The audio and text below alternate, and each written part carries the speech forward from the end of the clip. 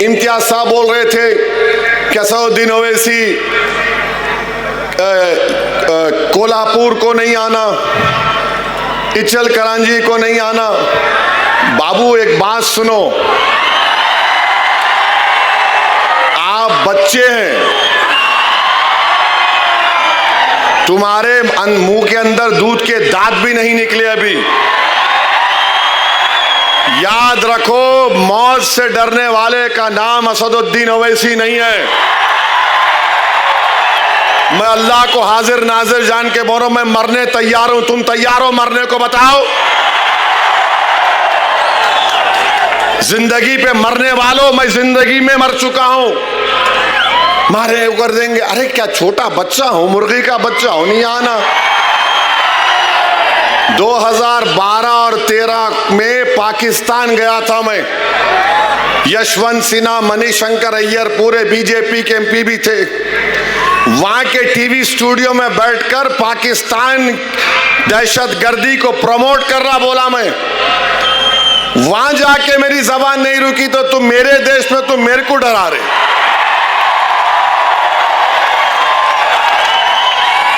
अभी दूध पियो बॉटल से, ये उम्र नहीं है तुम्हारी। हम तुम्हारे बड़ों से मुकाबला कर रहे, बच्चे बीच में नहीं आना। क्या तमाशा है भारत का? नहीं ये नहीं आना, आते क्या करते? कोई बात है? यहां पे हम पहुंचे, हमको लव लेटर मिल गया है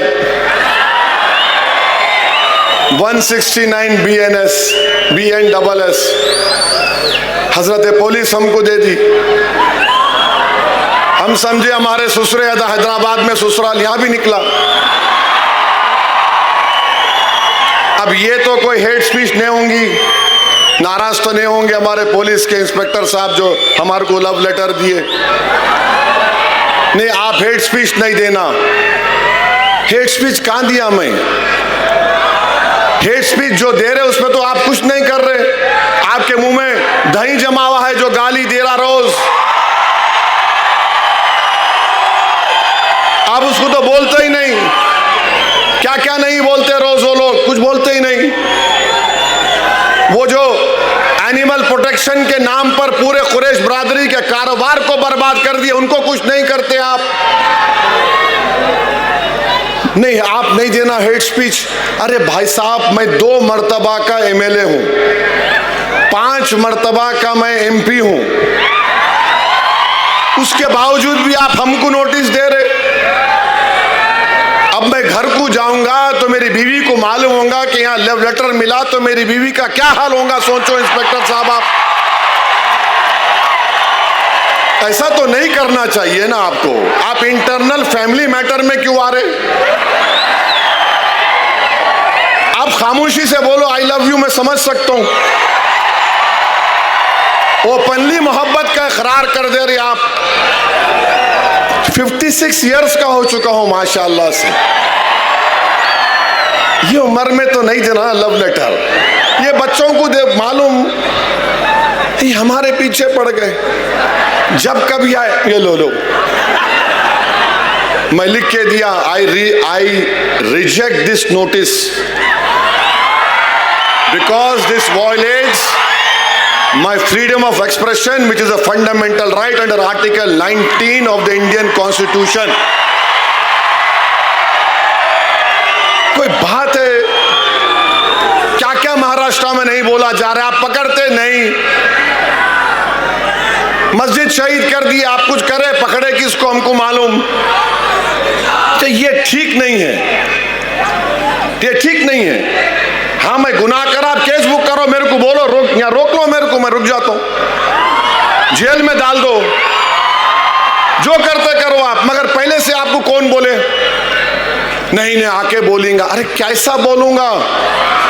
अरे मैं भारत की नुमाइंदगी करने गया था अरब कंट्रीज में, बहरीन, आपके कुवैत, सऊदी अरेबिया, अल्जीरिया। पूछो बीजेपी के मेंबर से कि ओवैसी की जबान से क्या अल्फाज निकल रहे थे। पूछो हेड डेलीगेशन हेड से। क्या तमाशा बना के रख दिया आप मेरे को नोटिस देकर आप अपने इकबाल को कम कर रहे हैं। मेरा इकबाल कम नहीं होता, अल्लाह मुझे और इज्जत देगा इंशाअल्लाह ताला। आप ये बता रहे कि आप कितने बायस्ड हैं, कितने अनजस्ट है आप। रूल कानून का इतलाक सिर्फ मुझ पे होगा, दूसरों पर नहीं होगा। कानून तो सबके लिए है, दूसरों पे नहीं होगा इस्तेमाल। नहीं, एक शेरवानी टोपी दाढ़ी वाला पहन के आ रहा, उसको नोटिस देंगे, दो, फिर सुनो मैं क्या बोल रहा हूं। सो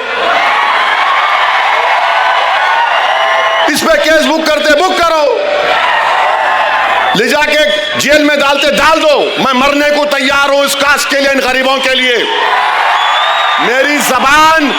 मेरी जबान न जुल्म से खामोश होगी, मेरी जबान न जबर से खामोश होगी, मेरी जबान न गोलियों से खामोश होगी। हाँ, मौत मुझे खामोश कर सकती है, मगर मुझे यकीन है कि इंशाअल्लाह ताला मैं जमीन में अंदर चला भी जाऊंगा, मगर जो सोच और फिक्र इन नौजवानों को दे के जाऊंगा वो मुझसे ज्यादा काबिल होंगे। याद रखो, पुकार पुकार कर मेरा पैगाम लेके जाएंगे। अजीब मामला। किसी शायर ने अच्छा कहा था कि ना तो जमीन के लिए है ना आसमां के लिए है, जहां है तेरे लिए, तू नहीं जहां के लिए, तू नहीं जहां के लिए, जहां हमारे लिए बनाई गई है। आज अगर वो इख्तिदार पे, अरे साहब ऐसा हो रहा है, कुछ नहीं होता प्यारे, कुछ नहीं होता। इंशाल्लाह हम ही गालिब होंगे, इंशाअल्लाह ताला हम ही गालिब होंगे, देखना तुम इंशाअल्लाह ताला।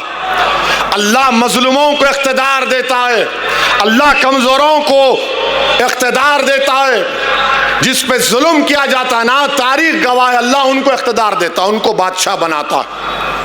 अल्लाह देगा हमको इंशाअल्लाह ताला। ये हुकूमत जो वफ़ का कानून बनाई, ये जुल्म है मुसलमानों पर।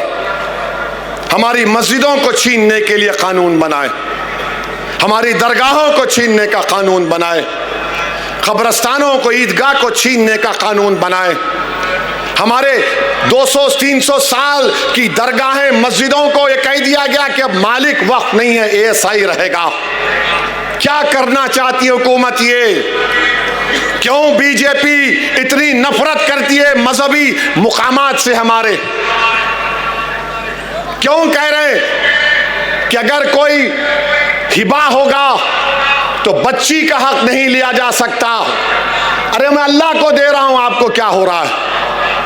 लिमिटेशन एक्ट अप्लाई कर दिया गया ताकि जो वक्फ बोर्ड की जमीन पर काबिज है वो मालिक बन जाए।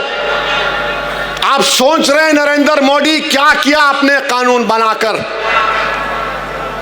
आपने हमेशा के लिए बता दिया कि मुसलमानों को उनकी इबादत गाहों से दूर किया जाएगा।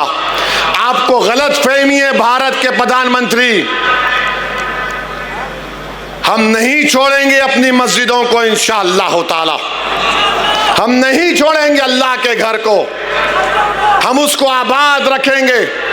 ये हमारे औलिया अल्लाह के आस्ताने उस वक्त भी आबाद थे जब जालिम और जाबिर बादशाह थे, आज भी आबाद है और सुबह क़यामत तक आबाद रहेंगे। हमारी खानकाहें कभी वीरान नहीं होंगी। वहां पर अल्लाह का नाम लेकर दिल पर ज़रब मारकर जिक्र किया जाता है, वो होता था, हो रहा है और होता रहेगा इंशाअल्लाह ताला।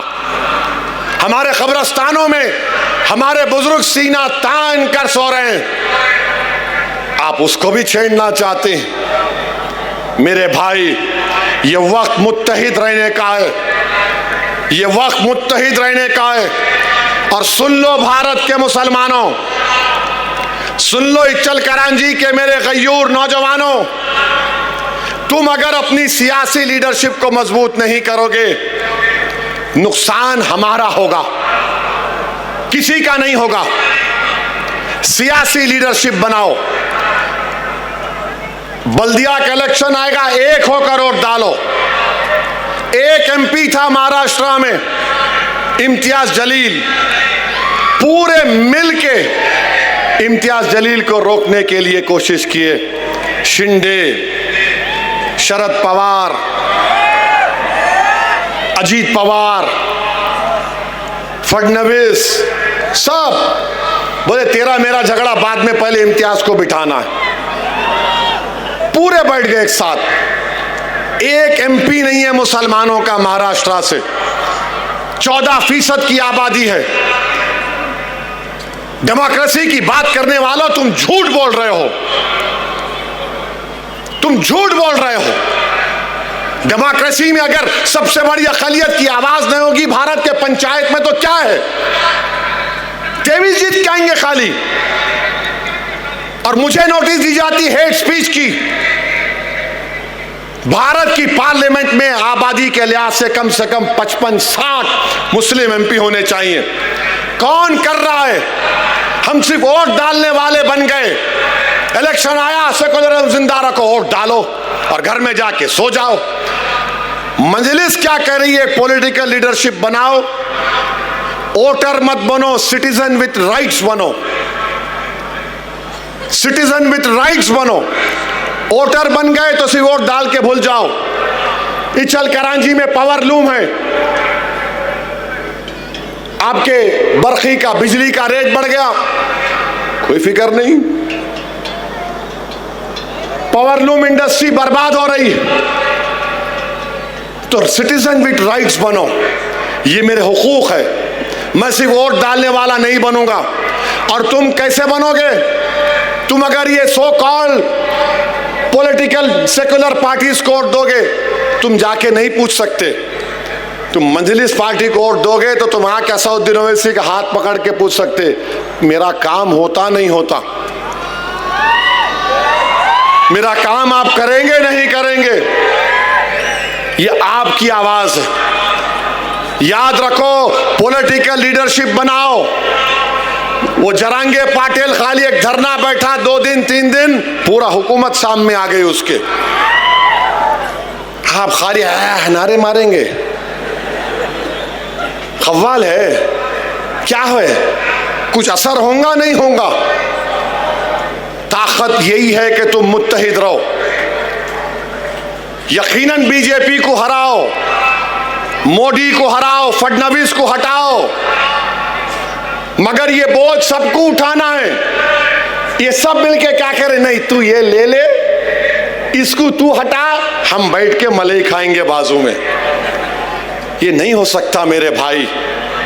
और आजकल अजीत पवार बहुत ज्यादा है, उनके पार्टी के लोग बहुत ज्यादा ही बोल रहे हैं। ठीक है, सबके मुंह में जबान है, याद रखो। और मेरे मुंह में ज्यादा बड़ी लंबी जबान है।